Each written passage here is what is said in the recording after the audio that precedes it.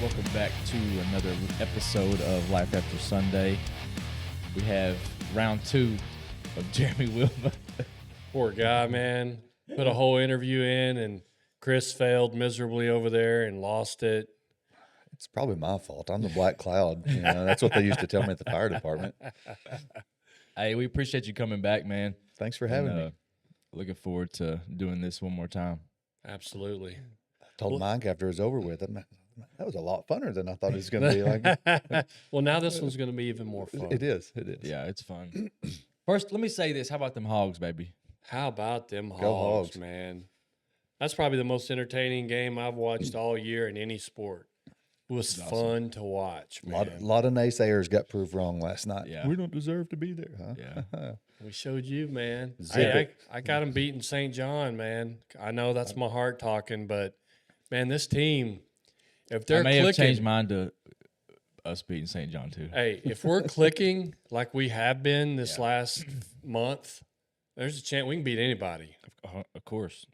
Even if So, Thero comes back, watch out, dude. let's go ahead and win it all. Hey, Might and as you know well. what? To those outsiders like my friends in Houston, I know it sounds like we're high on crack, but that's what you do as an Arkansas fan. You just ride the wave because you're going to get kicked in the sack. So we don't play till Saturdays. So for the next 2 days, we're just on cloud nine. We're going to win it all. Living a high. That's right. Mark mean, the we tape. paid When this him. thing comes out, we will have beaten St. John. That's right. Hey, I'm with you, bro. I'm We'll with you. beat St. John and their mobster-looking coach. I mean, we It's going to paid be two Calipari mobs to win going it all. at it. Two mobs. That's right. Two mobs going at it. Well, let's do a little. Let's get Jeremy introduced here. I asked him to, give me a little bit of a bio, and he said, "I'm a retired fart. What else do you want?" You forgot the old part, I think. That's it. That's all he needs. Retired Done. fart. Oh, retired old fart. So he's married to. Did you say it, Tara?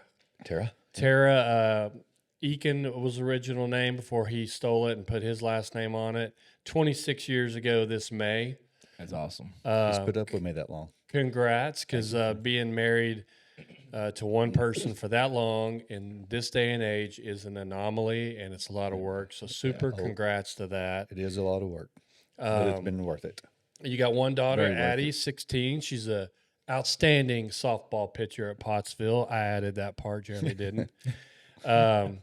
Retired after 30 years in fire between volunteer and fire department time. He did 30 years, so he's a great public servant. So Pope County thanks you for your service. Thank you. So the way I want to get started, I kind of want. I think these are fun. I'm going to just rapid fire questions. At Absolutely. You. If I don't have an answer, I'll get you one later. Let's I'm just kidding. So Fire. Let's I'll go. make one up. mountains or beach? Man, I like the mountains, but to keep the wife and daughter happy, it's the beach. All right. So Jeremy's both. I what's really do, Jeremy's answer? I hadn't been to the mountains enough to really say mountains. You live in the mountains. We live in the hills. No, they're not classified Listen, as mountains. I tell all my friends who say they're hills, climb from the bottom Well, to the no. top, and then tell me it's a hill. But that's our age, Mike. Hey, if somebody came to you and said, Jeremy, we're going to Cancun or we're going to the Rocky Mountains. There we Where go. are you going? I'm gonna have to go to Cancun, man. Oh man. I've Let's seen go the ahead and end- Rockies, but I haven't seen. Let's just well, end I this. have seen Cancun. Let's go ahead and too, end it so- now. You're fired. Sorry, Yeah. man. Sorry. Cookies or brownies? Depends on who's making them. Listen, you got to get off the fence, friend. You're So not listen. running for mayor of Atkins. Judging by my body, both of them, bro. I mean, since I've retired, no, I got to go with cookies. There's a guy at work where I'm working now at Entergy that makes absolutely. I think he could put any bakery in town out of He business. needs to start his own business. I wished he would. I wished he would, dude. I mean, and they're the size of your hand. I can show you a picture on Facebook. He made one, and it literally covered the dude's whole hand. We need to get this dude selling these legit. cookies. So, Yeah. what's your favorite cookie? Oh, chocolate chip. Oh, bingo. All right, this one's going to be hard for you, or maybe not. Red Devils or Apaches? Man, my heart says Red Devils, but man, my daughter's she's an Apache, so I got to keep it real. I mean, I fair. kind of thought so. That's fair. That's fair. Here's another. This one's very controversial. Always starts an argument. Actually, great. wait. The Mike's good second at one. that. Let me start. Not this one, but the next one will be. So Van Halen or Journey? Van Halen. You got to jump, bro. Okay. Well, then that answers the next one. David Lee Roth or Sammy Hagar. That always starts an argument. Man, that it is kind of hard, but I still got to go David Lee Roth. Man, I don't understand. It's hard. My hard wife to says veer, the same thing, and I don't understand. Sammy Hagar killed David Lee Roth in sales, the music, he did, everything. but the originalists, just man, some of the songs. they're you know what I David mean? Lee Roth all the way. I can remember a little Green Ranger running through town, just jamming music all the time, and it's just like the beat. It may not be necessarily the musician that wins my heart, but like You know what's embarrassing is my Dr. mom. Feelgood always rang out of that truck for some reason. I remember. Yes, and it still does. You know what's funny is when we cruised town, you know, my mom had that old record player and it had those tall speakers. I disconnected the speakers. They're crummy speakers.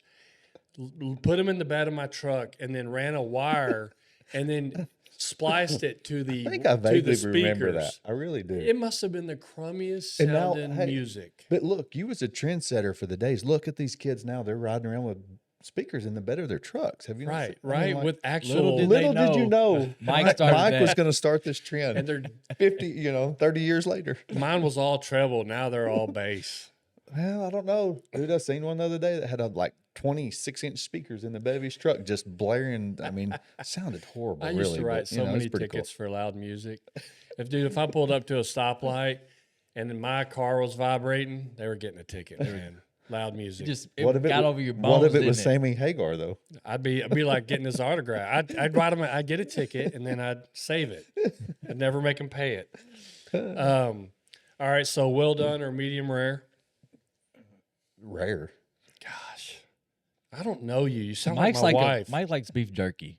See, I no. can't- You sound like man, my wife. So my wife she's one of those that like, if it ain't done and brown, like, and finally I've kind of like my daughter's the other way. She's like medium rare. She'll eat it. And I finally got my wife to try it a little bit. I'm like, the flavor's so much better. It's easier to chew. It's bloody. It's There's not worms. it's not There's blood, worms though. in it. It's not blood. Golly. See, I know. Every time I say well done, everybody groans at the table. Oh, are you serious? I need counseling for all the abuse I take. Next time I see it on Facebook, I'm going to send you that thing that shows the steak chart and then it shows the well done and it says unfriend. Yeah, that's the response I get. Mike's the guy that's going to like a Chinese restaurant and Chicken. ordering chicken strips. 100%. Well, I mean, 100%. my 16-year-old's that way. So I mean, Well, that's the way I order. Muscle car or boat? muscle car, 100%. Absolutely. All right, we're friends again. This one's going to be tough for you. Chevy or Ram? Oh, that ain't tough. I've never owned a Dodge. Well, you own a Ford. That's why I'm I making do, you choose. I got. I mean, you've seen what I drove last time, and I drove it again, but it's got something kind of funky with it. So I gotta go Chevy, man. Yeah, that old Chevy you got. It's just pretty the old, sweet. those square bodies. It's, Square bodies. Yeah, I'd they're love to nice. have one, but the price of them. I Oh, look they're on ridiculous. Marketplace; they're just skyrocketing They're because every ridiculous. person our age is like, I want a truck like my dad had. well, even Yeah. even the ones like when James Warren had that 92 or whatever he had, those are even going ridiculous now. Yeah, yeah, I mean, I they seen are. one the other day that was like, it's pretty nice. I mean, it's about like that red and white one Stephen Cooksey's got. I mean, it's clean looking. It's like 18 grand. That's what I saw. I saw Dude. a brown one, Yeah. all fixed up on Marketplace, $18,000. My first truck was a '96 single cab Silverado, green and silver two-tone. You'd be sitting on a gold mine. You right would now. be I was sitting just- on. We paid. It had I think 110,000 miles on it. We paid $6,000 for it. Oh yeah. And You could get like 16 out of it I today. had 20-inch wheels on it. And You got any pictures of it? yeah, I'll find them. So barbecue, sweet or sour? Sweet. Sweet. I'm sweet all the way. A little bit of spice is pretty nice in there, though. Yeah, I'm same way.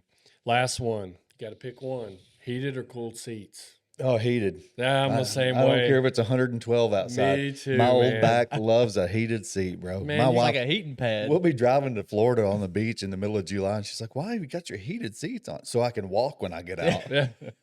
I'll Why make else? it freezing cold in the car and then put on the heated seats. You get absolutely. into a cold leather seat in the winter, it's it's awful. terrible. I sold a truck because it didn't have heated seats one time. That's sad. To Well, we admit, got isn't the answer there. I got one for you. What's your favorite app? it? Man, man, I try. What do you I use every spend more day? time What do you use every the day is most? my Bible app. It's a good A one. very good one. Every Very morning, good. first thing I open. I mean, can't start your day out with trash on Facebook or That's Twitter. a fact, I mean, man. Yeah. The a lot. Bible app is pretty freaking spectacular. Yeah, it's I mean, amazing. even if I just read the verse of the day and close it, Still you Yeah. feel better. very And good. what advice would you give 20-year-old Jeremy? Get saved, go to church a lot sooner than what I did. That's it. a fact. Don't take I mean- 25 years to figure it out. You know, I tell everybody I don't have a lot of life regrets. I mean, because most of them was learning experiences. Yeah. You know, I mean, Right.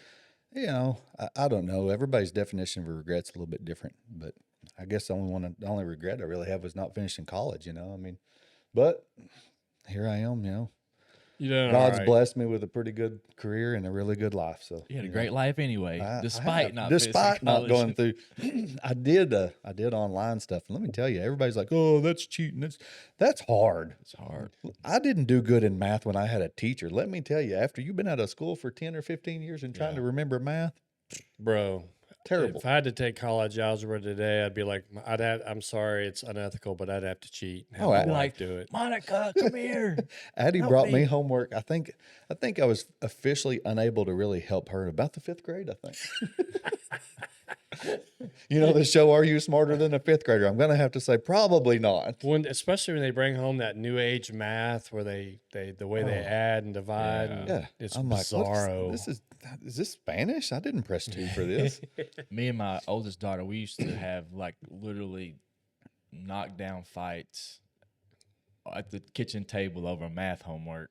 Because they make it so hard to do something so easy. I know. And I'm Exactly. trying to show her the way I knew how to do it. She's trying to do it this way. She doesn't want to do it. And it's just, we were just, I YouTubed it one hilarious. time, and they pulled up the Chinese learning method, and it's pretty. Have you seen I haven't seen that. Look into that a little bit. Like some of that stuff, I'm like, man, I might have been able to understand some math like this. You know, I mean, Yeah, well, once I fell behind with Miss Puckett, I Oh. was done. yeah, I was done, I bro. talked about her yesterday. Really? Yeah, I was talking to a guy that works at the Russellville School District, and he's like, "Do you remember a lady named Puckett?" And I'm like, "How can you not, man?" I mean, I got in so much trouble in her class, probably because I hated math. I did too. I fell behind in 7th grade and that's part of my brain that was never developed.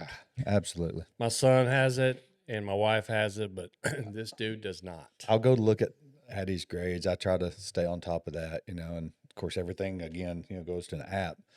And she'll be like, "Now, that math grade's not going to be real good." And I look at it, I'm like, I wish mine would have been even close to that. Right. Mine was about half of yours.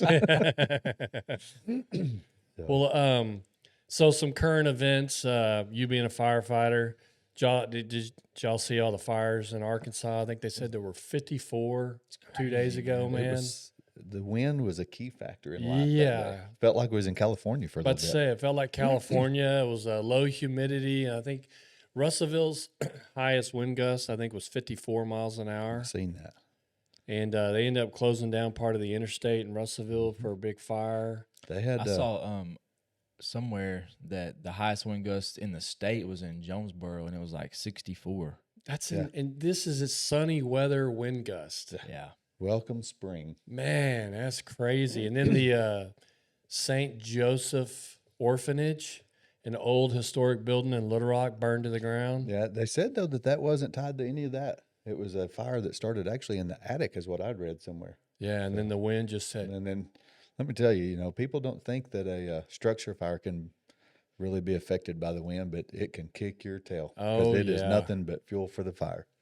we had a fire on, so I live on Linker, but on Tucker Mountain behind me, I saw a bunch of smoke, so I popped up the drone and I took a picture of it and I put it on our Facebook group, and everybody was like, "Oh crap," and and they brought out. I didn't know Forest Service would fight fires outside the forest, but they do. They brought in like 2 bulldozers, 10 guys.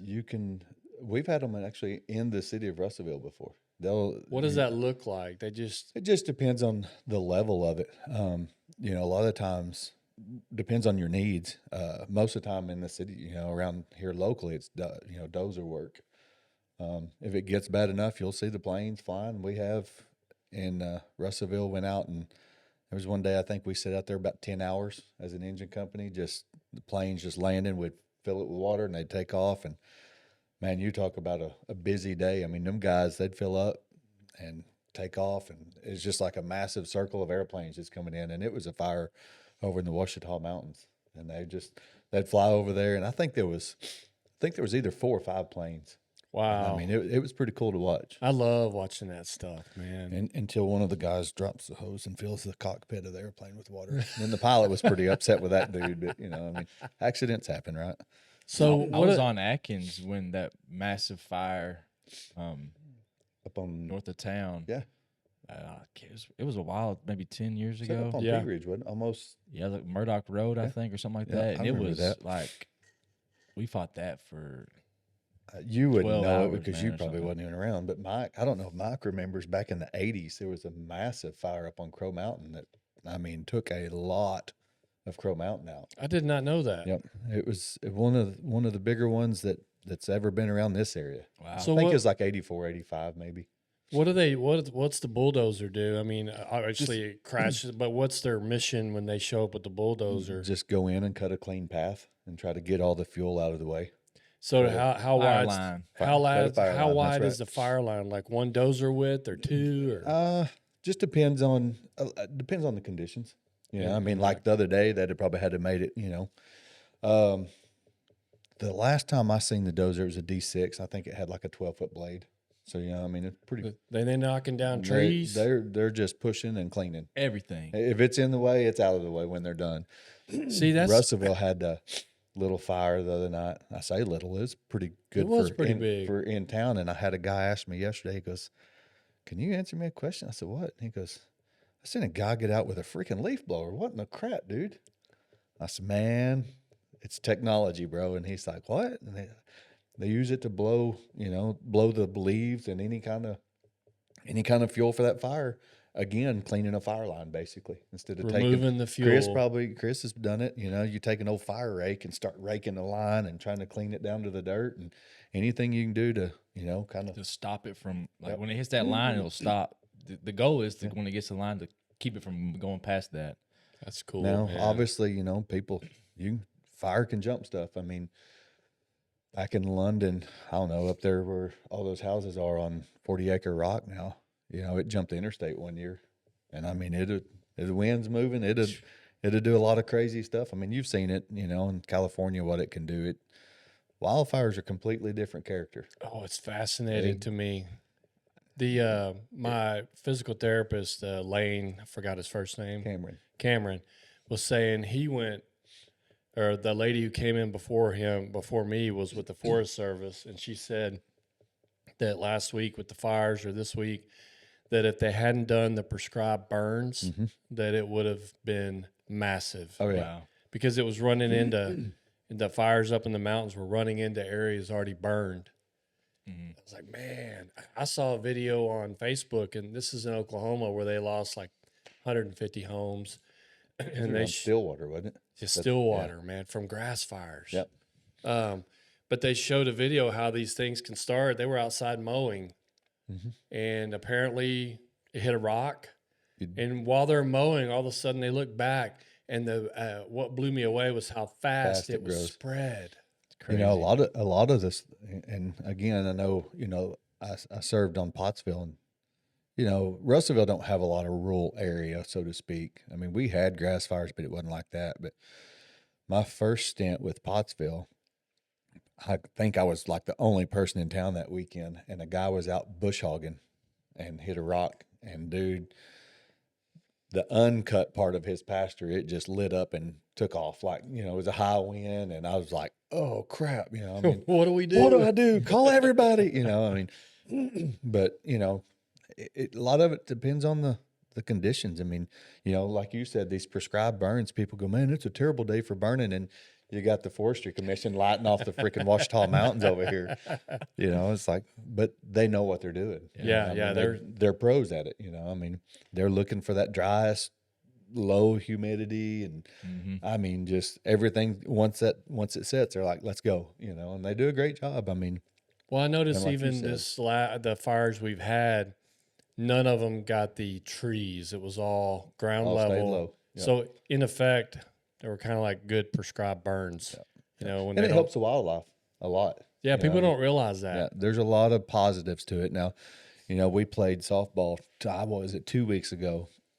And man, it was just like trying to catch your breath in the smoke. I mean, y'all seen it. Like, Oh yeah, you know, it it's was all terrible. over my house. And everybody's like, oh, this is stupid. Why do they do that? Well, if you really knew the positives to it, you'd kind of understand, you know. I mean, That's what the Forest Service lady said. She said the renewed growth, when the green plants start popping up through the area you've burned, you get rid of invasive grasses, you get rid of trees you don't want.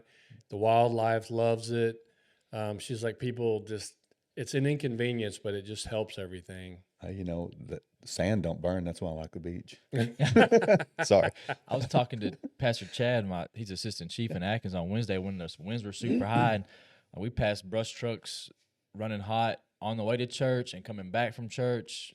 And I asked him, I said, are people dumb enough to burn in this? And he said, it's not that. He said the wind was so high that it was power lines were touching together and arcing, making the fire. Oh, dude. Make Let it me fire. tell you, I have a new respect for Entergy linemen now that I work there. I knew they worked a lot, but they have been so hooked up with this stuff. And it's nothing, you know, it's just active nature that's unstoppable sometimes, you know. I mean, Well, I'm going to tell a morbid story, but it burned. not Of course mine. you are. Well, it burned. You are. It burned in my brain. So I got a call one day for a lineman that was injured.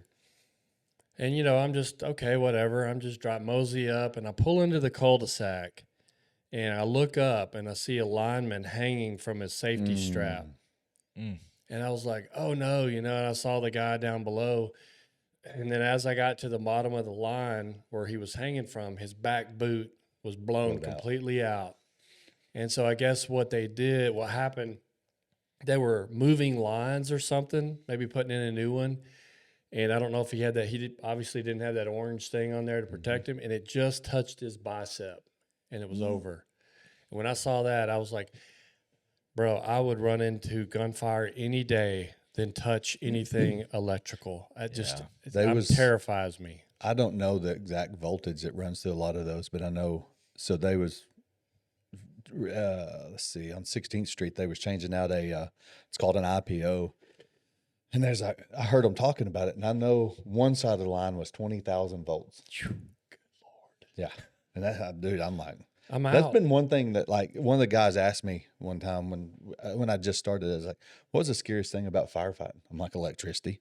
Thank you. Like, I can control a lot of things. I couldn't control electricity until they get there and shut it off, you know? Or you make a step on a wrong thing, and man, Well, that's what he's like. Why did it scare you? I said, dude, we're first off in a burning house and poking a hole in the ceiling with a tool. You know, I mean, one bad thing can go wrong. Yeah. And, you know, I mean, there's safety things that you can try to do, but that don't guarantee anything from electricity. I worked for Highlines for about 8 years doing underground power. We contracted for energy, and most of the time it was hooking up new service or whatever, but then you'd have to get in those pad mount transformers. It was hot. They were hot, and I mean, you got to do the rubber sleeves and the gloves.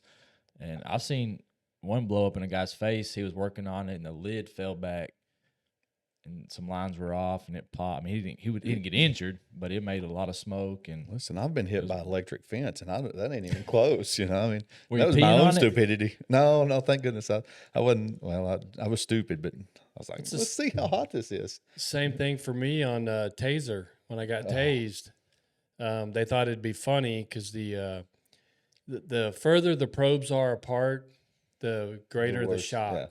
So I didn't know that. they were jerks. So I didn't either until we had to go over and medical standby for training on it one day. Well, they thought, well, here's Mike. He's 6'6". Let's put one on his shoulder and the other on his ankle. At the same time? Oh my! So opposite ends, so it creates a charge across my whole body. And the weirdest thing about electricity in like the taser, your brain's working fine, but your whole body's But nothing else convulsing. does. And your brain's going, I hate this. So, this is awful. People are like, would you rather be tased or pepper sprayed? Well, pepper spray hurts for 2 hours. but I'll take pepper spray because that 5 seconds of electricity, See, I hated every single second. I watched a buddy of mine go through part-time too, his video of pepper spray, and I'm like, dude, I think I'd rather be tased. I mean, I've never been tased, so I can't say it. Well, but, pepper I mean, spray, I think like you said, it hurts for a long time though. that the thing that always clicks in my mind about pepper spray, especially if you're light skinned, white like me, like a Burns lot of worse. us, burns worse. So the thing that blew my mind was how something can hurt so bad and then your face not be disconfigured when you look at it. How is it Does All- it possible? feel every muscle. disconfigured? Yeah, how can something hurt that bad with zero injury? Every muscle in your body is frozen, like Dude, stopped, It's just except for your unbelievable. face, and it's given that this hurts look. Oh man. Well, let's start off. Let's start off with your Christian journey. Let's start off with were you like me? Were you you only went to church on holidays and you didn't really learn Bible verses, or were you just all in it, saved from 16 and been in it from then? I was a Easter, lot. Christmas only. I was a CEO. Yeah. CEO, Christmas, Easter only. No, I did not. Unfortunately, I didn't go to church a whole lot. The only time I went to church growing up in high school, and I think I said this exact phrase on the trial run a couple of weeks ago. Practice run. The only time I went to church was when I spent the night with James Warren so that we had chocolate gravy that his mom made the next morning. And you knew if you stayed at James's house on a Saturday night, you better bring church clothes. Hey. Because Geraldine was making you go to church on Sunday morning. Hey, Jesus working through chocolate gravy. If that ain't an Arkansas story, I don't know what is. It's the That's best. perfect. And if you Awesome, Houston boys ain't never had chocolate gravy, we'll make you some when you come up. Absolutely. Hit me They up. still- I'll come make it for you. They literally look at me cross-eyed and like, that sounds disgusting. Oh, I have to agree. It sounds terrible. It doesn't sound right. But when it hits your mouth, it's so good. My It's- daughter, like every Sunday morning, I have to make chocolate gravy. Oh, you can So, make I chocolate mean- gravy? Oh, yeah. Why didn't you show up today with a bag of it? Man, all you had to do was tell me. I didn't know. I'll hook Dang you up it. next time. I love chocolate gravy, man. But no, the only time I really went was, when I spent the night with a friend that, their parents made them go. And I say make, most of the time at that age, we was forced to get your butt out of bed. We're going to church, Yeah. Never really went for, if I didn't spend the night with somebody that went, we didn't go to church. I really don't know why my family never did. Fast forward to, I think me and Tara started dating in like 98. And I went a couple times with them, no big deal. Of course, her parents was those that like, they had to had a key because if the door was open, they was there. And I think they opened the door, They unlocked it. They did. They was unlocking it, turning the lights on, and so kind of started going. When I realized where the relationship was headed, I thought, I'm going to start going to church with them, and of course they invited me all the time. And sometimes I'd be like, oh, I've got something to do. Or, sometimes I did, sometimes I didn't, but they went to a little non-denominational church that it was kind of weird because growing up to me, Independence, you didn't go down Independence. Mike in Las Vegas? Yeah, Mike can vouch for Yeah, that. You did that's- not go down Independence. Unless you were 16 and you wanted to drive through there with your pipes really loud and try to stir up trouble, then Try hurry to up. backfire on or Yeah, something. and then leave. Yeah. But there's this little church was on the corner of 6th and Independence, and they was trying to, mend the community. And anyway, it was a pretty laid back little church. And I enjoyed it. Like they was probably a little laid back more than most places. They had round tables, you carry in your breakfast, we'd pull the jet ski to church and wear our we'd wear our clothes that we awesome. wanted to go to the lake, so hey, whatever got me started, I'm glad it did, I think it was 2002. I think it's February of 2002. I got saved, went to the altar, and that was the night that really woke my eyes to the possibilities of living life with Jesus. You see these videos where a pastor goes up and they lay hands on somebody and they fall out and you kind of go, yeah, right. Right. No, it's real. Like I woke up and thought, what in the world just happened? Yeah. That's This awesome, man. is pretty cool. I'm not gonna lie, I was a little scared, like what's going on, but once I realized, it's like, wow, You had an experience. I did. And I heard something not to veer off of that path, but I'll get back to it. But I heard something on the radio the other Trump day weed, watch him. that really kind of made me think about it. You know, it was on K-Love, and they was talking about a mouse in a maze. You know, you got a piece of cheese over in the corner, and this mouse is sitting there just running around lost. And it said, now think about that mouse with Jesus, and you're praying and asking for direction, and that mouse is able to get direction. You know, I mean, Oh, that's it was a good. pretty good analogy. You know, I That's real mean, good. living life without Jesus, you're just running around lost. And then, you know, I mean, so anyway, kind of, I thought that's it pretty just kind of cool. fit at the time. Sorry.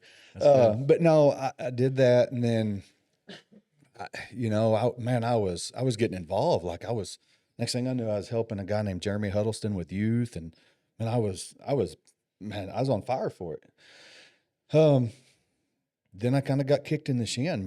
We went to Texas NASCAR race with my in-laws, and man, I was on a high, you know. I mean, man, I'm doing some cool stuff, and parents they set me and Tara down. They're like, hey, we want to talk to y'all. You know, we're going to step away from the church. And I'm like, you can't do that. You can't do that to me. Wait, you know, what? I'm a young Christian. You're comfy helping here. me. You know, you're my comfort blanket. You know, and I'm Yeah. like, you can't do that. I mean, like, I was a grown man and like literally sit there and cried.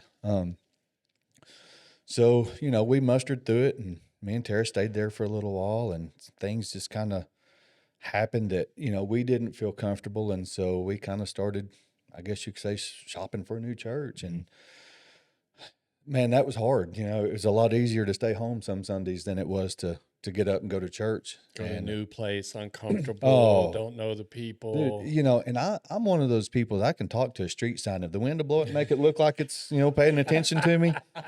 But dude, like I walk into a new church, I'm all like locked up over here. You know, I may know 100 people in there, you know, out of 100, 200, but I was not comfy. We finally settled, and I really, other than just praying about it and, you know, God putting us there, we ended up at Russellville First Assembly, and we've been there, I don't know the exact number, probably 22 years now. Wow. That's outstanding. Baptized there, you know, I mean, just my daughter's been part of the Easter drama. Seen Mike there a couple years That's ago. amazing. So she's part of that. I'm part of the safety and security team. My wife's part of the can't think of the terminology, the welcoming team, you know, Yeah. that seats people in the mornings, you know, I mean, and there's been some changes that, you know, I mean, there's things, it's just like life, you know, things happen in church that you may or may not like, you know, I mean, we had some, I told y'all, and I've talked about it, you know, man, when it comes to praise and worship, that's my jam. That's what really gets me, you know, Me too. that's what gets me set. That's Yeah. what sets my tone for church. And we had some great youth music pastors, and they left, and I was like, oh, you know, I'm bummed again, you know, I mean, but I've learned a lot over the years of if you'll put your faith and prayer to work, and you know, some people say this is a bad word, but shut up and listen Yeah. for God. You know, I think Bob said it in one of the podcasts, like maybe 2 or 3 podcasts ago. He's like, God's not gonna, you know, call you on your phone and, hey, Jeremy, you need, you know, You need to do this, Yeah. Jeremy. there are signs that will point you in a direction that if you're not paying attention, you'll miss, you know, and I want to That's make a little sidebar right here because you talk about like these people, you know, you get a little trouble with this one church, and then you're at Russellville, and like you say Russellville First, and you say there's going to be issues in the church. That's just because it's people. But like there's been a theme, like even in my own life and stuff. It's like we have to focus on Jesus. Like you can't put your faith in a human. Like Right. they're going to fail you every time. Yeah, 100% they will. So if you're going to I don't church care for who a it is. dude, a guy or a human, you're going for the wrong reason. We had I mean, sorry to every church in the country, the world, whatever. We had the best pastor in the world, and man, I loved him still. I mean, my wife cuts his hair, Larry Moore. I mean, I don't think there's many people that argue that he wasn't one of the best there is. And, you know, he didn't fail me as a pastor, but he stepped down. Yeah. So that failed me. Yeah. You know, I mean, But he's a human. He's human. And you know, the only reason he stepped down was he went to be the head of the Assemblies of God in the state of Arkansas. I don't blame a man for bettering his, you know, himself and his family. I mean, but that to me, in my mind, that let me down. That Was it Brother Ronnie? Well, that's who come in. Okay.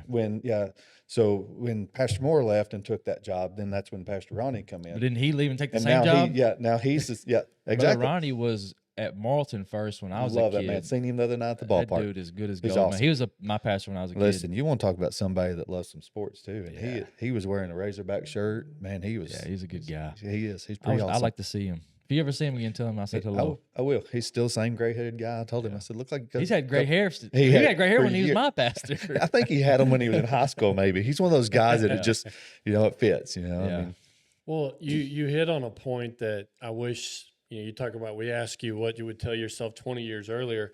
One of the things I struggled with for 20 years of going to church was going into church. And I think it's probably because I was a cop, doubting, like, who is this guy? Why he's arrogant? Why does he think this? Or you're finding my brain was trying to find a divisionary reason to not like this place, or when I did like somebody, put all my hope into them, and then something happens, and little did I know, my focus was on the man and not Jesus. That the man is going to fail you. It's such a simple term, but for It's tough. somebody like me or those, if I could have just heard that 20 years ago, Well, just man. like the battled. guys that we talk that we know and people that in our friend groups and guys that were just like you and us that say, I'm never going to grace the church doors because of the way the people are in there. Yes, I church struggled. hurt and all I that. struggled so bad, and you can ask my wife. And it took me a long time, and I still tell people this. I battled with hypocrisy Yeah. so bad because I would see these people. I was talking to one of the guys, the head of our safety and security team. He used to go to the bar, and people knew the bar he went to because that's where he was at. Well, he got saved, got baptized, and man, 180-degree turn. He would still go hang out at that bar, but he said, I'd order water, Coke, whatever. And he said, I was trying to do the right thing by helping my friends so they wouldn't drive home. He said, I would give rides home. And he said, finally, I had a deacon in the church go, hey man, I see your truck back at the bar all the time. Like, what's up? Instant. And it's judgment. Yeah, instant. And and it's like, just because it's there don't mean he's doing wrong. But he was, and that to me is the hypocrisy, And so that guy, he was telling me this story. He said, so I quit, and he said, I just told my friends, hey, I'm not going to be back, and he said, they still call me if they need a ride or whatever. But he said, and he said, I don't miss it. But he said, man, it was kind of one of those things. I'd sit and watch sports with him. But he said, I got called out on the carpet for it. And he said, I told the guy I wasn't. But so many people, and this is something I've been trying to, I go in, and y'all know Mike Wilson at the Packing House. He told me this, and it kind of stuck with me. I try to go in church for one reason, and that's not to look at Bob across the road or Mike over here or Chris in this church, see what they're doing. I'm going to church for me. Mm-hmm. I'm not going to church for Sister Sally or anybody else. I'm walking in the church for myself, and I have to tell myself that so that I don't sit there and focus on things that don't matter, because 'cause I'm there for one reason. I'm not there to look and, man, I know what that guy was doing. I know what, no, Oh, I'm man, there. they changed the color of the carpet, Yeah. and I hate it. They took our pews out and put these stinking movie theater Yeah. seats, It's such whatever. But there's so many distractions in the world these days that it's easy to lose focus. And Well, we all walk around with a giant plank in our eye while pointing out, everyone's issues. Look at- I'm not good with addresses, as y'all refer to them, but it's like that. He who casts the first stone. Yeah. Yeah. Well, look at when Peter, when he got out on the water, he was walking on the water, and he was locked eyes with Jesus. When did he start sinking? When he looked away. He looked away, started doubting himself or Looked doubting away. Jesus. He started doubting everything. Looked away. So that's the same thing. You take our eyes off Jesus, and we get distracted, and we start looking at all these things in our life. Boom, we're going to the bottom. It's just, it's an analogy, but it's just like sports. Like we was talking about the Razorbacks beforehand. If you lose focus on something, you're done. Yeah. It's hard to get that And it focus takes back. discipline to It is. focus Listen, that way. There is, if someone I know, I had a friend, it's been a while back, they got saved, I pray for them because there is nothing about a walk with Christ that's easy. Mm-mm. It's a test every day. Mike referred to it in the last one, the pictures will pop up on your social media that you're not supposed to look at. Yeah. It's like, why? It's a temptation from the devil that's trying to, poke and prod and kick in your door. And you got to stay focused and looking ahead and quit worrying about everybody else. I mean, I'm not saying don't worry about your family. I pray for, every morning on my way to work, which I do have a short drive, but I pray, like if I'm not done when I pull in the parking lot, I'll sit there and finish it. But I pray for my child, especially. I pray for my wife and my child, but I pray for a kid because I remember I was that little turd in high school that picked on like, oh man, you're a goody two shoes because you go to church. I was that turd. I mean, and I look back now and go, man, what a jerk. Yeah. I mean, here I was supposedly thinking I was a good guy and a good friend to a lot of people. And I probably was, but I was probably a bigger turd to more people than I was a good friend, and I pray for my kid because it's not easy these days, especially with furries and everybody judging and, he, she's and pronouns and, Like it was like, I know, like, it was tough when I was in high school. It was tough back when y'all were in high school. it's only gotten And tougher. I can't even imagine, like, it's Social media. that worth times 1,000 now, exactly. And like, even when I was coming up, like, I was about to graduate and stuff when social media was coming out, so I was on the very front end of it. But even then, when like Facebook and all that first came out, it wasn't anything like it is today. I wish we could go back to the days of dial-up when you had to sit there and listen to your computer go, AOL.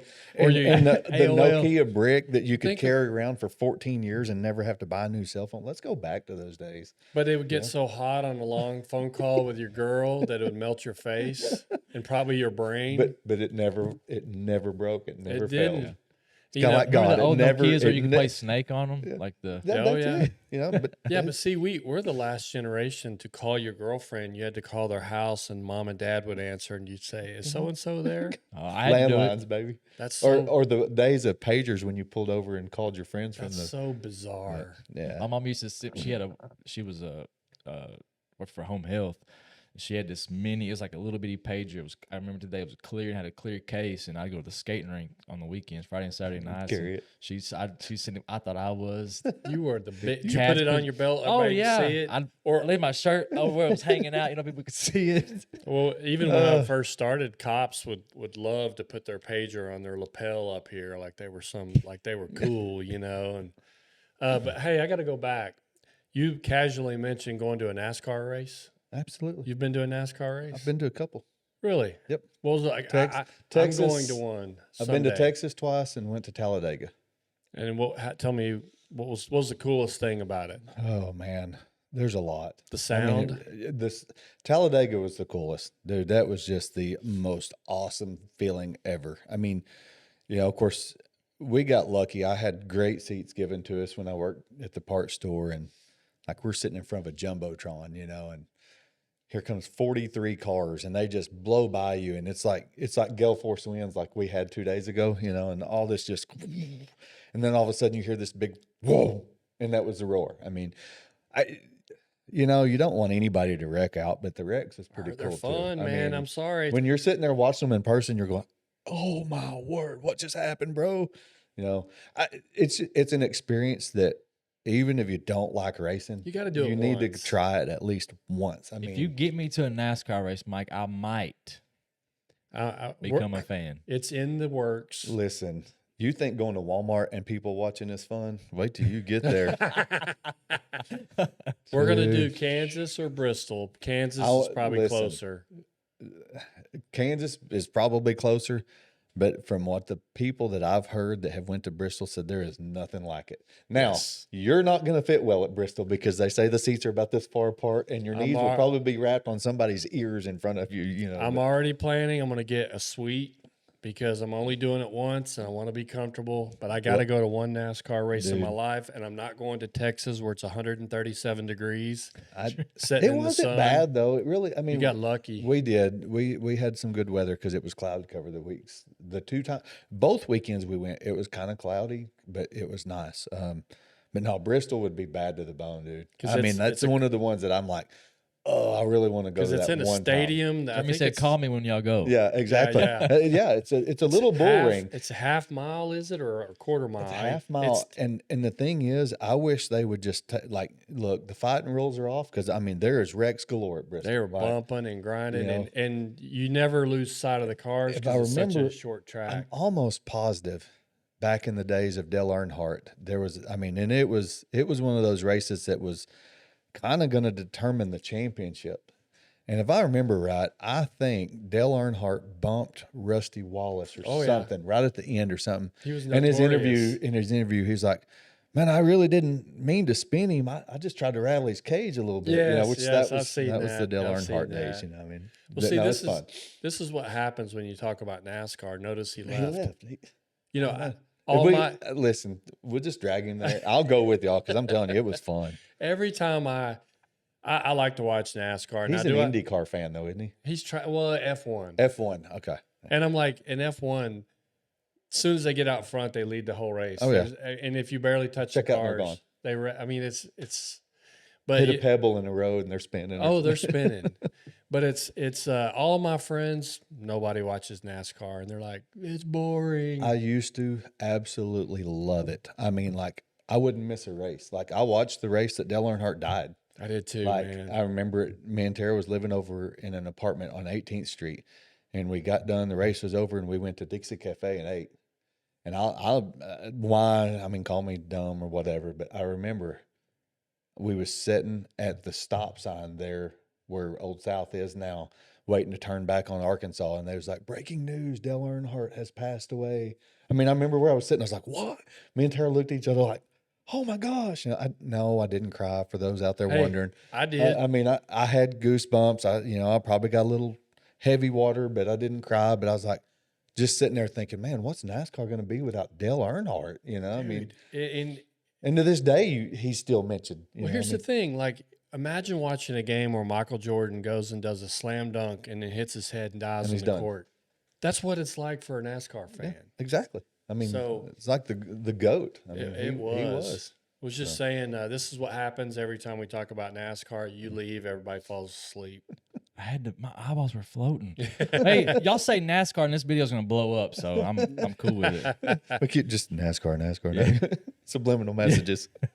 So going back to your Christian story, I just want to, what's the name of your church again? Russellville First Assembly. And So- be ready. Be watching Facebook.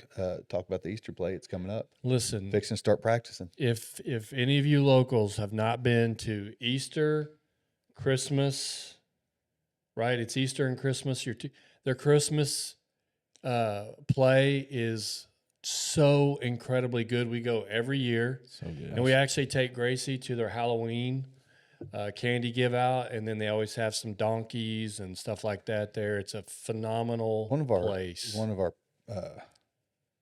people that go there, he's a vet in Dardanelle. He used to bring a kangaroo. He had a kangaroo. He had a monkey. Yes. I mean, like, the it's kangaroo kinda was crazy. amazing. The Easter play though is next level. Okay, I Top haven't level been to production. Easter. I'm trying to pull it up so I can give you the date. Yeah, it's 'cause on I'd there. love I thought to y'all go to did. that. No, we went to Christmas. Okay. Okay, so they've bring changed in it a little bit. They're doing it. Live animals. It's April the 14th, 16th, and 18th at 7 p.m. And then on April the 19th, which is a Saturday, they're doing an afternoon matinee at 2 p.m. Nice. And they'll be packed. Every Get there every early. show will be packed. Yep. And when I say early, I mean get there an hour early so you get a Yes. line. I mean, 'Cause this usually they're- live animals. It's the whole works. It's yes, they Hey, bring in donkeys and ducks and dogs and everything, man. I mean, you would pay money if you went to Branson to so watch this show. it's next And it's level. free and it's amazing. yeah. let's see. So we started. I'm trying to look. Today's the 21st. I think our first meeting was 2 weeks ago. So they this is a month and a half out, and we're working on it. I mean, Are you in it? No, No, he's I'm behind the scenes. Okay. I'm kind of like Mike. I'm going to be Okay. up. No, I do safety and security, so Okay. I'll be on that team because so if you there's a croak, lot to it. Yeah, Jeremy's I'm going to sure. give you mouth But to you got mouth. that place is. I mean, it's probably full up with people, isn't it? So It you is- got it is. logistics and all that stuff. It is it really isn't. Of course, they've done it for so many years. It's just like, the back of your hand, they know how to do it. I mean, it's But you just, still can't get complacent. oh, no, you're right. No, because Man, you they never got know these days. some it people is- singing that'll bring tears to your eyes. It's so beautiful. Hey, I refer to our music pastors now, and we're blessed with some really awesome Pastor ones. now. Rob. Rob Walker, dude, Good guy, dude is the man. man. Yeah. I really don't think there isn't anything he can't do either. No. Like I really don't. I know And we- Tara, gosh, we, she's got some vocal cords, Yeah. dude. We played. Awesome. We went there and practiced for the RVO Mm-hmm. last year, and I mean, Rob was all over the place. I mean, They he played piano with us, but he was all over the place with the equipment and the sound and the setup and all that. Man, he's money. They sang my song last weekend, man. So I was What's I was that? sitting there with like teary eyed and chill, trust in God, bro. Oh, I love that. Got to go see song, that dude. concert too. Oh, that was awesome. I'm jealous of that. Dude, listen, My wife would be too. that was one of the most refreshing things to see. And I think you follow, I know we're friends on Facebook, but let me tell you, walking into the BOK Stadium Center, whatever they call it at Tulsa, when we first walked in, I was like, man, there ain't many people here. And I was like, golly, of course, people come straggling in an hour late. But Right. that was the most refreshing thing for an old man like me to see, because we all worry about where our nation's headed. I mean, because and I see a movement back into Christ-centered. It seems like, but 100%. let me tell you, watching the youth in that I mean, some people say, well, it's a show, it's just a put on, because it's a concert. Listen, Who cares, there man? was kids up there screaming, I mean, singing every word, hands raised. There was kids out there. I mean, and I say kids, I mean, I'm talking like 9 and 10-year-olds praising God. The girls beside me, I mean, they was with their mom. They're over here, hands raised, I mean, it kind of goes back to, like how tough it is to be a Christian, but man, they was in their element. They can, I hope and I pray that those kids are the same way and as vocal and obvious about how much they love God outside of that venue that they was in it, because man, that made me feel really good about where this nation's headed, seeing that many. I mean, by the time everybody finally started arriving, of course, like if I hadn't have been there, my wife would have been late, so I can't say anything about it. But people walk in, I mean, it was a packed house. Yeah. Think about this. I think the Bible even mentions this. A lot of times the way kids and the youth are unashamed and unabashed in their vigor for Jesus shows us crusty adults sometimes the way, because you and I in high school would have been embarrassed to say, A, that we went to the concert, and B, we would have not done that. We'd have been off on the side making fun of those kids. Absolutely. Too cool. Yep. Too cool for Too them, cool for man. that. Yeah. And I hate to admit it, but that's 100% correct. Well, look, it's the same way we went to Winter Jam last year. Yeah, moving experience, Yeah. man. It Blew really me was. away. We got home at like 2:00 in the morning. I had to get up and go to work at 5:30. But I'll All tell worth you what, it though. I would have done it the next night again. I Yeah. mean, man, it was awesome. I mean, I Well, never in my life have I experienced a concert where, the entire time we was on our feet. I mean, the entire time, most of that arena was standing. It's it's awesome. refreshing in this nasty It was. world we It live really in. was, and Pastor Stephen Furtick was there and his wife Holly, and they gave a It's little. awesome. She gave a little, probably 10, 15-minute sermon, and he spoke, and it was great. It really was. Like I said, I'd do it on another work night again. It was really hard for an old man like me to recover, but Was it was Brandon worth Lake every with him? penny. Yes, He's awesome. but wait a minute. I think he was. He didn't sing though. Did If not? he did, no, I don't think he was. Now that you He say may that, not have been. I think it was just Elevation. Let me tell you, I did find out Elevation has a, I don't remember what they called it. My daughter, I didn't even know it. And they come out and it's like a dance team. Really? Dude, they was awesome. Really? They was so That's awesome. amazing. It was pretty cool. So yeah. The it old was- Baptists of 100 years ago would have been like, you can't You dance. can't do that. You're going to hell, son. Brent, yeah, it was. That's a fact. Yeah, it was weird. Like it was. I was like, So but Let me ask you this: what makes what made you decide to retire? What, because that's always a big decision, right? Oh gosh, Especially because you retired that young. that was a hard decision. I retired young. It's what pushed you over the top to leave emergency services and get a regular job. I tell you, it goes back to what I was talking about a while ago. You know, it entered my mind, but there was a lot of prayer went in. I mean, a lot of prayer about it and asking for direction. There wasn't just no press a button and done. Yeah. I mean, Jeremy, you need to leave. that would have made it a lot easier. If, A burning bush talking to It'd you. have been like in the movies, you know, Jeremy, this is God telling you to quit. Yeah, that would have made it a lot easier For sure. So it just, I really don't know what kind of entered my mind or why. A lot of it kind of, I guess it goes back to back in, I think it's like 06, 07. We had a chief that just, I didn't have any problems with the guy. A lot of people did. I mean, we lost some really good hands that retired because they knew him, they had worked with him, and he was a little bit of a turd. He was a great's probably a little bit giving him too much glory. He was a good manager. He done good managing the department, but as far as a leader, I could have picked a dog turd up and found a better leader, you know. I mean, and we lost a lot of good help. I mean, a lot that just walked because of him. And so they left with a bad taste in their mouth, you know. I mean, just unhappy. They left unhappy, basically. And over the next course of 17 years, you know, I learned a lot. I seen a lot. I knew that I did not want to leave like they did. Angry. I wanted to leave happy. I wanted to leave on my terms. I loved my job. I loved what I do or did. I didn't dislike it then. I didn't have a problem. Now I will say there's some problems in the leadership at the fire department, and I would be happy to sit down and tell anybody that wanted my opinion, solely my opinion. And as long as they're there, it's not going to get better. But I was happy with my job. And I guess the biggest decision that really come to my mind that made it work for me was in 22, I think it was 22, 23 at my years. You know, you quit counting years after you get so old. I quit counting after 21. Okay. Now it's pretty close, somewhere in there. So we took over ambulances. It had been a fight for, oh my gosh, I don't know how many years.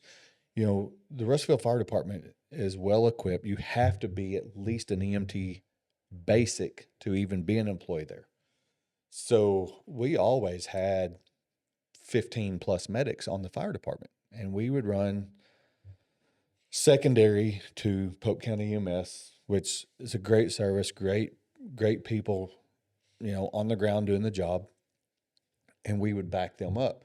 A lot of times we was there first just because of our strategic placement in the city of stations. Well, they had some issues, they had some troubles, and like I said, man, I could sit and talk a whole episode about how this evolved. Long story short, Judge Cross sent a letter to our fire chief and said, hey, we need help. If y'all don't take over the ambulance service, we've got to have somebody come in and do it in the city or figure out something to help us. They had lost quite a bit of medics over there and was down. I mean, when I say in the danger zone, I mean, I'm talking like, I don't know how they held it together. I mean, wow. And you know, a lot of them people was my friends, still are. Excuse me. I don't know how they done what they done. Kudos to them for sticking it out. Because covering Russellville, manpower intensive, where like if Russellville responds with their ambulances, it frees up Pope County for the rural areas. Yes, for Atkins, Dover, Hector. Everything's so spread out. It is. You know, you don't realize how big Pope County is until you drive to the ends of it. You know? I mean, it goes big. way north. I mean, you know, but anyway, so I believe it was 22, we took over ambulances. And I was like, "Ugh, I didn't sign on to ride ambulances. I was a fireman, you Yeah. know. Did we? I'll be honest, you know. I mean, for a long time, did we really? There was a lot of. I mean, it was a lot of sitting around waiting on things, you know. Now we did a lot of work in the downtime. I mean, you got to train, you got to keep your certs up like a police officer. If you don't do this, you got to have so many hours, and you know, there's a lot to that. So I don't want to make it sound like we used to have a city council member that think all we did was sit in recliners and cook chili, and Which is from a police perspective, it's 100% accurate. it is. I mean, it really is. You know, it's It's like people drive by and see the highway department. All they do is lean on shovels. lean on shovels. There's one working and five watching. Yeah. I mean, Yeah, you know, there's an or that goes with all of it. But you know, I invite anybody, and I think we even had. I think she's the state treasurer now, Andrea Lee. She come out. She was on the city council and she rode with us. And let me tell you, it changed her mind and her perspective. Always does. But back to the whole retirement thing, we took over ambulances. We went from averaging 24 to 2,500 calls a year to 4,500 overnight. As With soon the as y'all same took number that of over. Soon people. as with the same number of people that they've had for 30 years now. Because management, you know, they're too worried about other things and they won't get help. Well, we've got to fix this. We've got to fix this. No.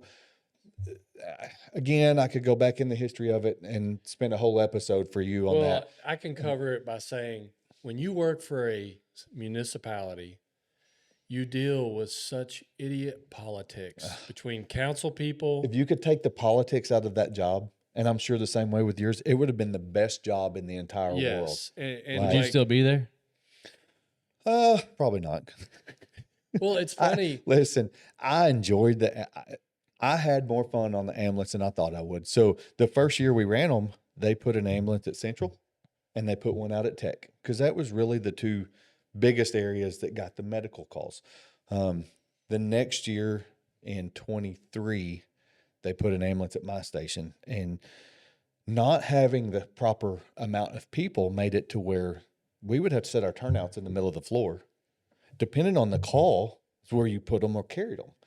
Let me tell you, that got old real quick. Yeah. You know, you get up at 2:00 in the morning and have to get your gear and throw it on the ambulance. It sucked. I mean, Right. but I did have a lot more fun on the ambulance. I have to admit it. Yes, I'm sorry. I ate I ate some crow because I was like, I don't want to do Yeah. this. You know, it's like your wife said, you need to go out of the yard. I don't want to do it, you know, but it was fun. I mean, I had a good time. You know, we worked really good with the ER at St. Mary's, and people don't understand why, but I will tell you right now, and again, props, kudos to Pope County. They are a great entity.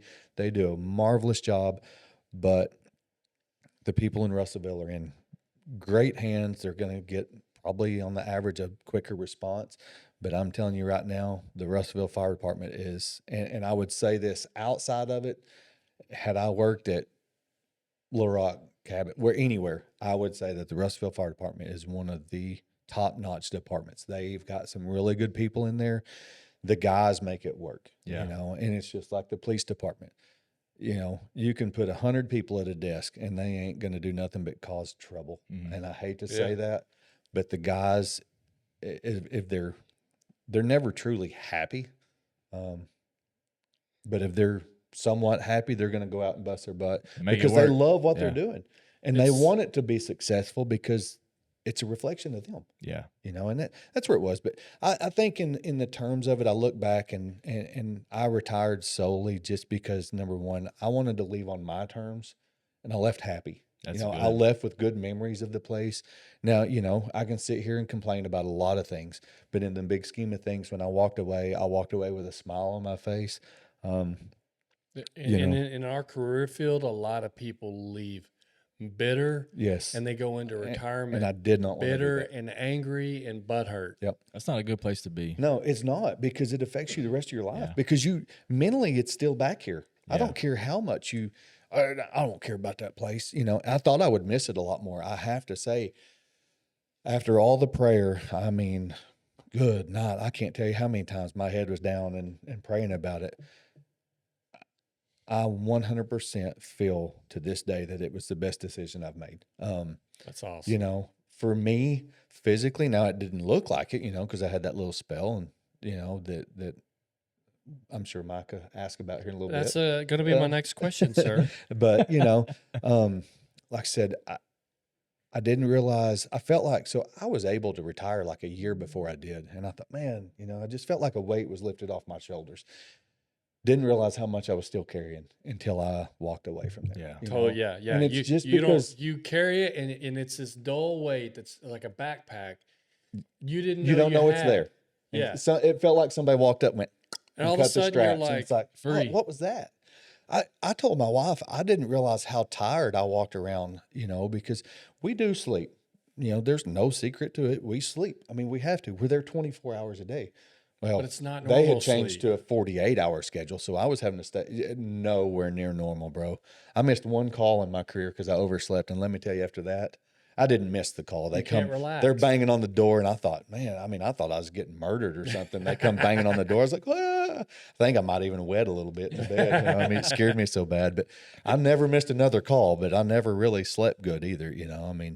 But Sleeping with one eye open. Kinda. exactly, because you go to bed, no matter if you went to bed at 8, 10, 12, whatever, in the back of your mind that, and people go, well, well, you got time to get up and brush your, no, you don't have time to do anything. You literally, from the time that tone finished and from the time the tone started, technically was when the timer started. If it's 1 o'clock in the afternoon or 3 o'clock in the morning, you got 2 minutes to be in the truck and check en route with the mic in your hand. Golly, I would have That's From a quick, dead dude. That's sleep, quick. bro. And yeah, so it was tough. But like I said, it was time. It was hard. It was nothing easy about it. My wife, It's not like you didn't make the decision lightly. no, obviously. it weighed on me deal. for a long time, and my wife and another firefighter's wife threw me one of the best retirement parties ever. And I gave a speech, and it was the hardest speech I've ever given in my life. Like, I had to stop. I cried, and over there, just and everybody's got this big aura that police and fire, these big bad macho men, and we really are. But to do our job, we've got a heart that comes with it. That, man, it's soft. Yeah. I mean, I can tell you, I guarantee you, Mike could tell stories that, man, just tear his heart apart, because you see things that you don't carry it, but it's always in your mind. Always.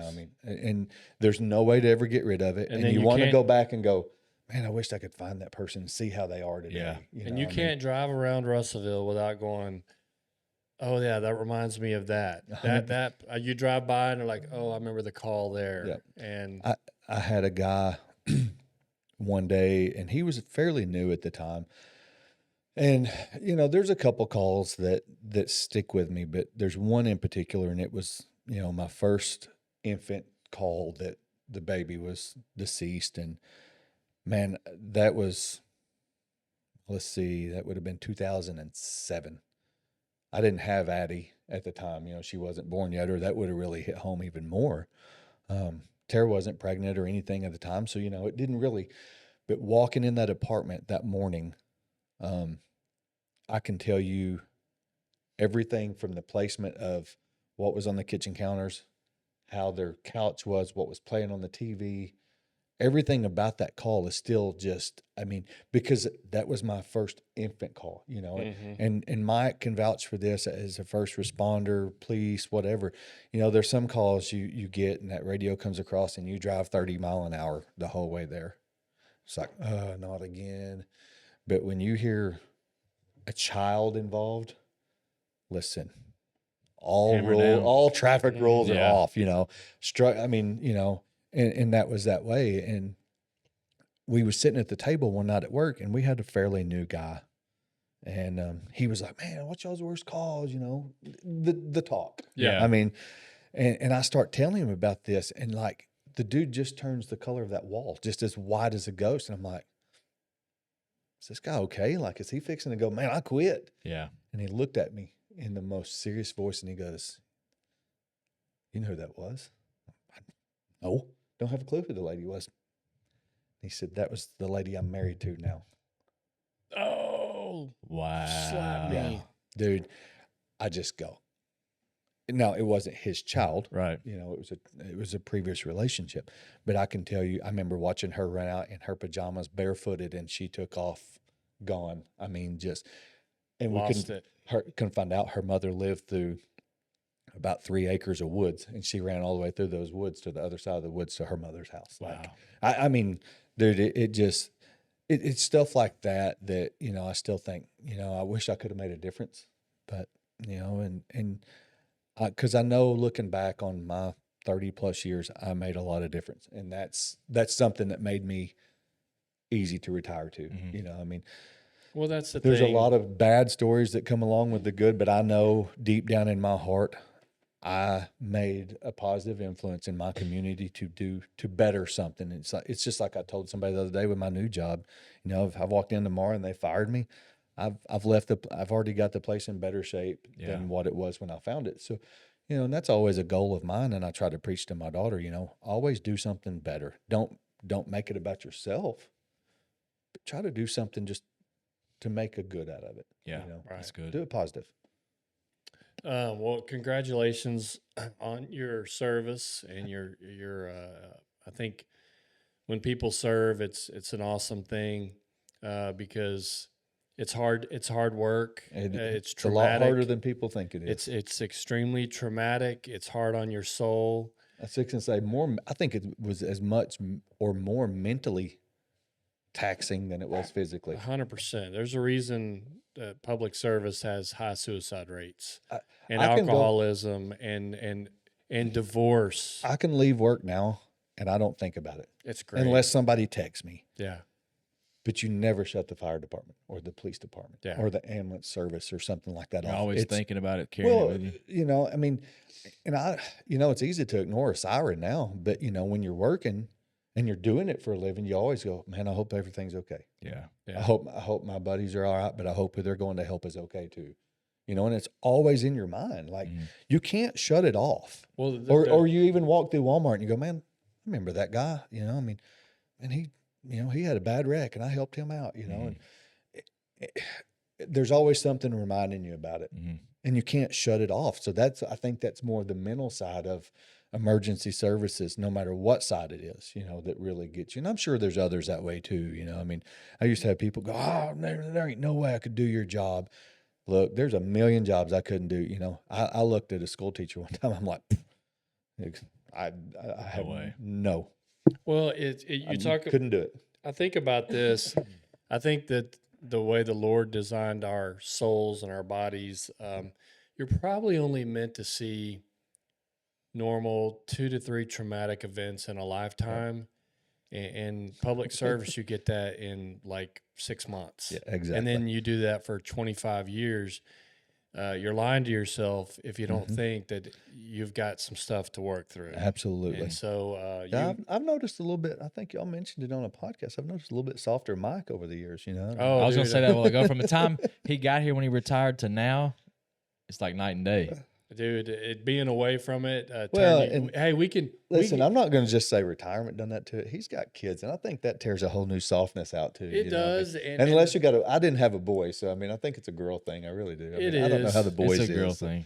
well, and Dude, I'll cry at the drop of a hat now. I'm like, what am I crying for? Hey, you know? No, we were on the way to Russell the other day, and like this worship song came on. I hadn't heard in a while.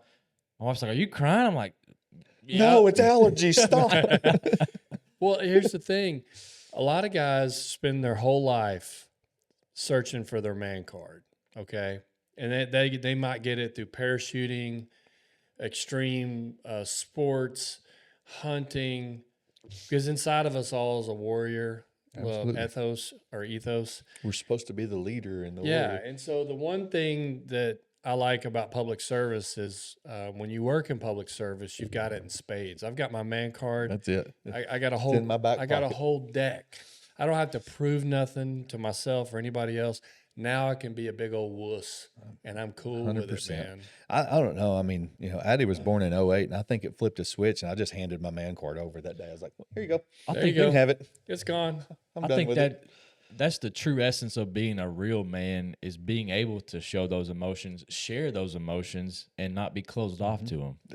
Exactly. Yeah, man. Right. Well, I mean, so many people bottle things up and keep it inside, and that's only damaging you as a Mm-hmm. person. You know, Yeah. I mean, it tears your soul. I mean, does. golly, you know, you let things. I love my wife to death, and she stresses about so many things. And she's like, "Well, I don't know how to switch it." I'm like, "You got to look at life. You can look at things in two ways. Number one, is there something I can do Mm-hmm. to affect the outcome of that? Then stress about it. Yeah. Then you look at it and go, is there anything I can do? No. You don't let It's it off go. my also- shoulders, bro. and You know, I'm done with it. releasing You know, I mean, it's the easy for me to say, but us releasing the imagined control that we actually don't have over most situations. yeah. Well, is we the key. and you know, and again, in the emergency services, you think you automatically have control because it's in your mind that you have to. Yes. And you know, I don't. I mean, I'm sure as the police side of it, you know, I go into a burning house and I don't have control of it until that fire was out. Mm-hmm. Yeah. You know, and I've got to keep that in check. And I know, man, I know in y'all's situation, like you don't know you're in control until that guy's cuffed, stuffed, and sitting in the back seat. You know, You don't. and then at that time, do you really still have it? You know, you still got to 'cause be aware. There's been many cops who come back to their car and the window's knocked out and the guy's gone. So Exactly. I mean, you that's what I'm thought you saying. had Like, control. you know, you think you've got it. They're not in control of anything until they're turned over to somebody else. Then it's out of their hands. You've Yeah. done your Yeah. job, you know. And I don't know. I do carry a lot of stuff with me that, you know, sometimes I go, man, why do I freaking worry about that? That ain't my problem. But I want to help. I'm a helper, you know, as an emergency servant. You're automatically, it's just like, you know, being a servant of God, you're a helper. You want to help somebody find God. You want to help that person that you ran on, you know, you want to help them fix that situation. And it's hard to please. You can't please everybody. Mm-mm. You can help as many people as you want, and you're still going to have people that you help that went, why didn't you do that? Why didn't you do this? Well, you didn't do the best you could for me. Well, at the time I did, Yeah. you know. I Well, mean, talking about, I want to close with one last story from you. And it's a great segue into talking about control. So you had a health scare recently, and you're a public servant, control freak, the person always administering help to others, and you found yourself in a situation where you were on the end of needing that and not having any control of the situation. So tell us about your health scare. so I'm just going to start out with, if you drink energy drink, stop. That's the punchline. You leave that at the no, end. I'm going to say that probably multiple times. So obviously, again, going back to emergency services, you got to do what you do to get by. And I drink energy drinks. You know, and I thought, man, that's cool. You know, let me have a Monster. Let me have this. Let me have that.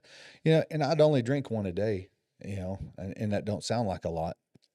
We'd go to a softball tournament because Lord knows, you know, with Addie, we travel, you know, wherever, Kansas, whatever. I'd start, you know, go pick up my energy drink, stop at 7 Brew before we'd head out to, you know, Kansas City or whatever, you know. And so being on the ambulance, you'd go get one. And anyway, after I retired, fast forward to September 29th. I don't remember a lot, but I do remember certain dates, and this is one of them for obvious reasons. I was at home washing the vehicles, you know, doing some Norman stuff, cleaning, polishing, shining, making them look pretty. Truck does look nice, by the way. Thank you, today. thank you. Yeah, it looked very good. Don't look inside. Outside's really presentable. But anyway, I was sitting there, and I mean, I'd washed mine. I was washing Tara's and Addie's, and pulled my old truck out and was going to wash it. And I walked inside, and I was like, grab me an energy drink, which I had pretty much quit drinking Monsters for the longest time because they kind of made me feel a little bit weird. Now I know why. I opened the refrigerator. I was like, oh man, an old green top OG Monster, you know, and I cracked the top on it and I drank it, you know, and sit there. And I mean, I sipped on it. I didn't just chug it, you know, whatever. Well, me and Addie had to go to Cersei for pitching lessons that night. And on the way, I thought, man, I just feel, you know, I got that feeling again. I was like, man, I don't like this. You know, it kind of sucks. I pulled over and got me a little snack. Thought, well, I'll put something on my stomach. And anyway, get home, do my normal stuff, and wake up the next morning. You know, everybody hates Mondays, but man, I woke up and I was in a good mood. And I thought, all right, just brushing my teeth. And I, you know, thought, man, something just don't feel right. I thought, man, am I getting sick? Because at that time, you know, it's kind of a little bit of sickness was going around a lot. And I thought, man, I got a little dizzy.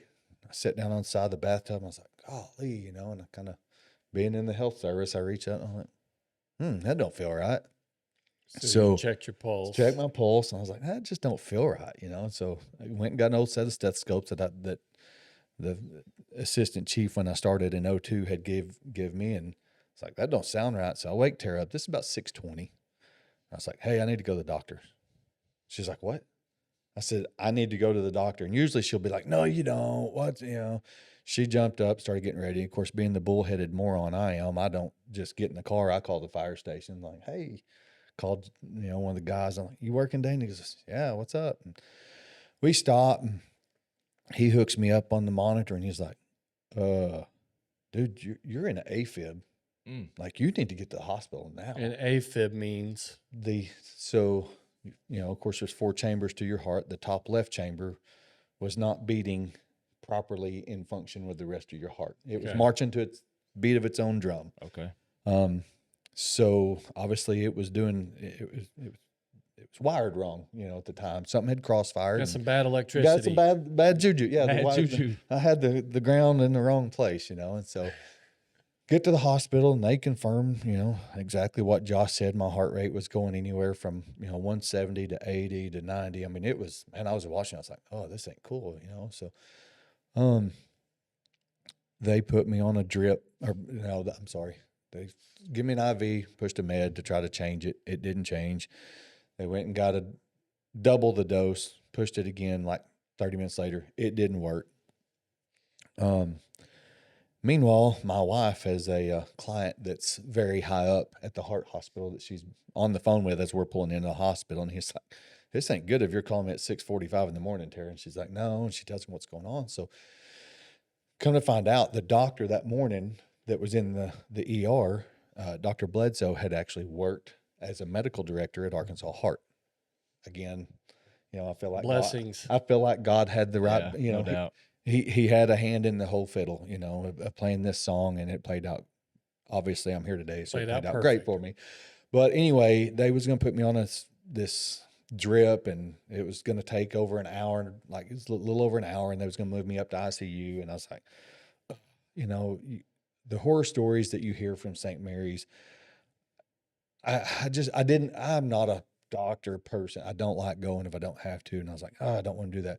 Well, Tara's over here texting this client of hers, and he calls Bledsoe, and he's like, you're not doing that. Take him off of it. You're going to cardiovert him. And when I hear that, I'm like, sweet. But then I think, oh my God, no. For those that don't know, cardiovert is putting the pads on and shocking you.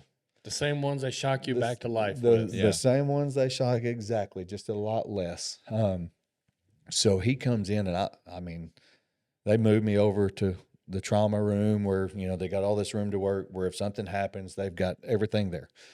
And like I said, it goes back to that, what I said earlier. There's a couple things that I remember like it was yesterday, and he looked at the clock and I looked at it, and it was 9:26, and he said, I'll be back at 10 o'clock and we're going to do this.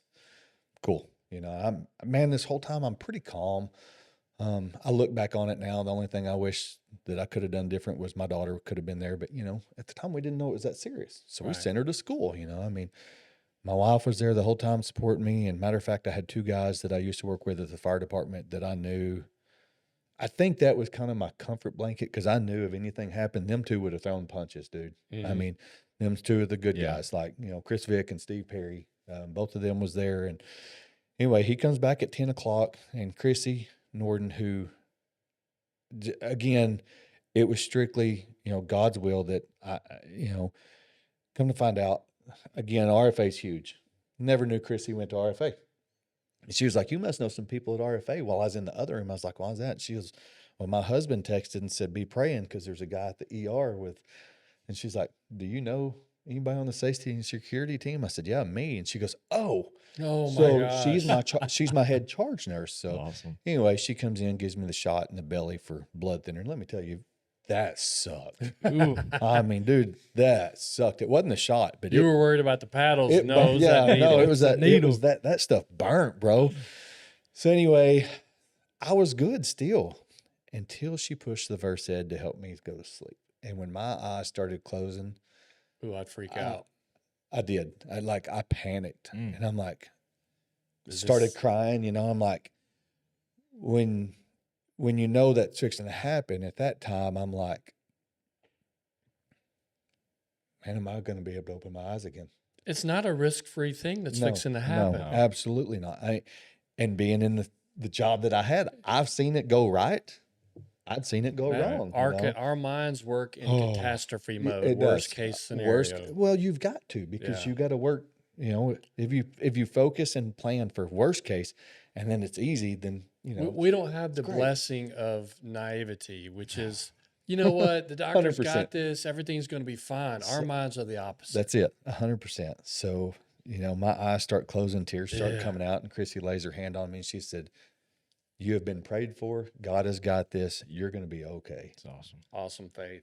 And I was like, she's right, So anyway, I go to sleep, and they shocked me once at 50 joules, which, if I remember right, I think when they shock a heart attack victim, I think it was 320 or 360. So they shocked me at 50. That don't work. So they bump it to 100. And that worked. That converted it back. And, I'm like, of course, I had none of this knowing it was going on. And I woke up to Chris Vick and my wife sitting in the room, and the first thing I heard was the best words I've ever heard in my life. And, I never thought I'd say hearing Chris Vick's voice was one of the sweetest things I've ever heard in my life. But hearing him say, "Good morning, sunshine," was the best thing I'd ever heard, Yeah.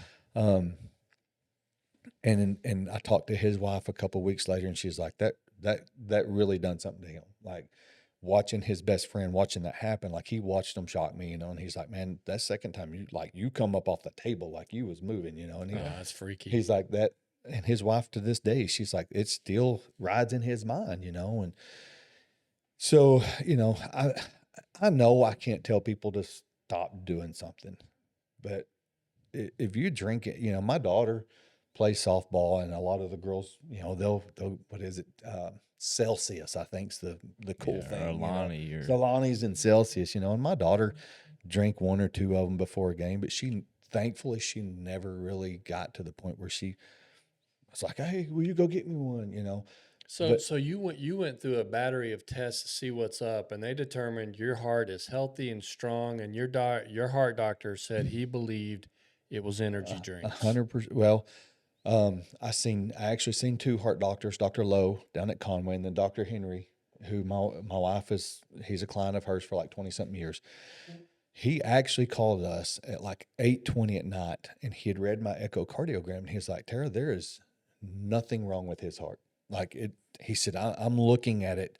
He said, "Every view of that echo looks great."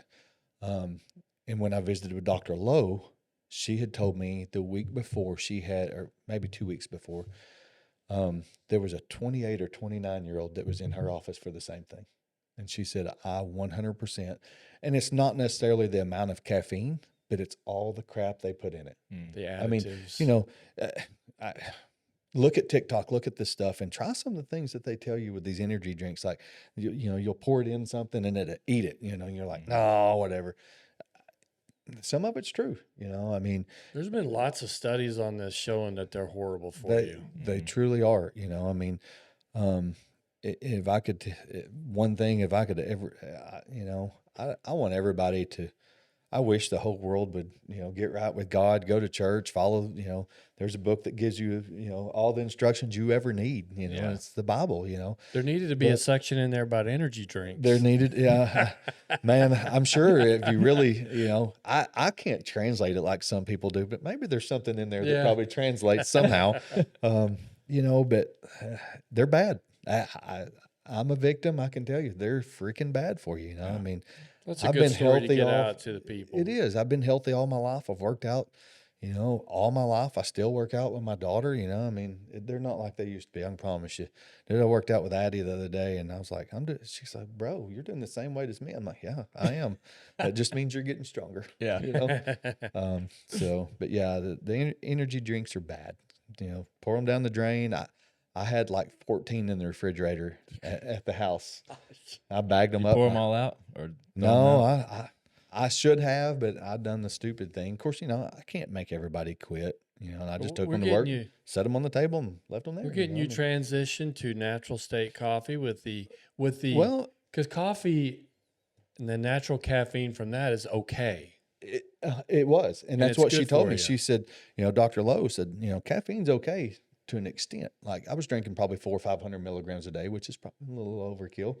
And now I just drink my tea, a tea, usually 1 or 2 teas a day, and not coffee every day. I like to go get my honey bear. I've kind of got addicted to that. Hey, we got our man cards. We love Honey Bear. Yeah, I mean, yeah, honey bear. It sounds like a girl. Sounds like something my 16-year-old would good, drink. man. My 16-year-old daughter. Let me rephrase that. But yeah, I mean, so now it's pretty much 1 or 2 of these a week, a little bit of tea, and a whole lot of water. Awesome. So energy drinks are bad. Energy drinks are They're bad. very bad. No energy drinks. Did that, like, the whole situation, like, did it change the way you live, like the things you do, the things like It did for a your little bit. relationship with God? Oh, if all anything, that. it brought that a lot. I mean, I felt like I was in the right place going into that. Like, obviously I was. I mean, Right. because, there's a lot of prayer that helped me through it. It definitely, as Pastor Ronnie one time said in a sermon, it definitely filled my cup and runneth over, Over. I was carrying my little saucer around, Yeah. with the coffee on it. It definitely done something on that side that made me, and not that I wasn't doing this stuff before, but it made me appreciate some of the things that I had done a lot more, Right. made me focus on, I know Mike, I think we talked about it in the last session, I'm one of those guys, man. If I prayed, I'm like over here going, yeah, thank you. So, I was, Yeah. it's like, man, I'm going to say something stupid, but now, and being prayerful is something, I mean, used to, if they just said, man, if we was at a family function, Jeremy, you got the prayer, I'd be like, Oh, no. freeze up, and like, Yeah. no, he does. I don't You know, pray pretty. Listen, we had a little stint where we went to RFA East. It was a satellite campus, and Larry Moore was the pastor over there after Brooks Russell had left, and I'm standing up there, helping with offering. And this was in my days where I'm still a little bit gun shy on, praying out loud. And I'm sitting there with the offering, and I don't remember. I think maybe Robbie Sims was the other guy that was helping with it. And Pastor Moore looks over and goes, Jeremy, would you pray over the offering? Ah. What? Dun, dun, dun, dun. No. Yeah. But I done it. And I tell you, after that, it was a lot easier to say a prayer when you got to pray in front of your church. It's a lot easier to pray in front of your family after that. Right. So, it is. I mean, that's one thing we always, the 2 things that I would highly advise, I think the 20-year-old is no energy drinks and pray every day. Every day we take Addie to school, or used to take Addie to school. We pray with her on the way to school. I mean, that was just something we done every day to hopefully instill the right values in her life and ours, and she does. I mean, she's a blessing to me. I mean, she's a good kid, unlike her dad. Thankfully, in that life, she took after her mother, and athleticism, she took after her dad. So That's awesome. Well, that's a good one to close on, Jeremy. I want to thank you for coming. Thanks for sharing your story. anytime. I've enjoyed it. Because I don't like public praying. I'm scared. I don't pray pretty. I'm gonna pray us out of here. What's up?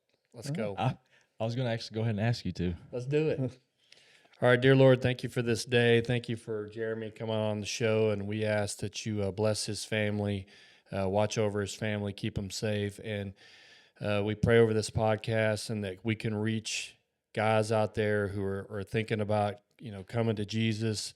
Ask you to guide us in our words and our actions to help bring men into the circle with Jesus and to make their lives better.